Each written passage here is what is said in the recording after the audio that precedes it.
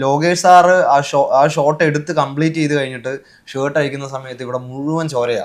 ആ ഷുഗർ ബോട്ടിലാണെങ്കിലും കുഞ്ഞു കുഞ്ഞു ഇത് കുത്തിയിട്ടേ ഫുള്ള് ബ്ലീഡ് ആവുക.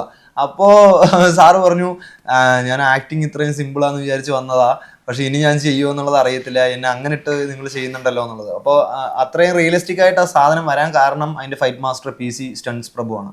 പുള്ളിക്കാരൻ തന്നെയാണ് സിറൈ എന്ന് പറഞ്ഞ പടം വർക്ക് ചെയ്തിട്ടുള്ളത്. അപ്പോൾ ഭയങ്കര ടെക്നിക്കലി ഒരു ചെറിയൊരു സ്ഥലത്ത് പോലും ഒരു കമ്പോസിഷൻ ഭയങ്കര ബ്യൂട്ടിഫുൾ ആയിട്ട് ചെയ്യാൻ പറ്റിയ ഒരു ക്രിയേറ്റീവ് ആയിട്ടുള്ള ഒരു സ്റ്റൺ മാസ്റ്ററാണ് PC സ്റ്റൺ പ്രഭു മാസ്റ്റർ.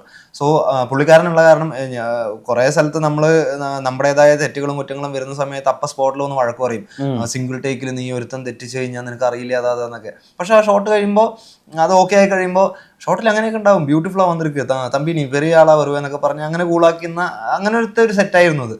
പിന്നെ ആദ്യത്തെ ഫൈറ്റ് നമ്മളെ മറ്റേ റോബറി സീൻ, അതില് കുറച്ച് എല്ലാവരും പാടുപെട്ടു. കാരണം ഡസ്റ്റും വെയിലും, ഇതില് മാക്സിമം ഔട്ട്ഡോഴ്സിൽ ലൈറ്റ് യൂസ് ചെയ്യില്ല, നല്ല ഹാർഷ് സണ്ണിന്റെ അടിയിൽ പോയിട്ട് നിന്നിട്ട് നമ്മൾ പണിയെടുക്കുക.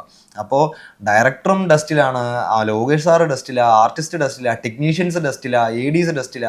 അപ്പൊ അത്രത്തോളം കഷ്ടപ്പെട്ട് നമ്മൾ കാണുമ്പോൾ ഒരു 2-3 സെക്കൻഡിന് ആ ഫൈറ്റ് തീരും, പക്ഷെ 3 ദിവസം കൊണ്ട് എടുത്തതാണ് മൊത്തത്തിലുള്ള കമ്പോസിഷൻ.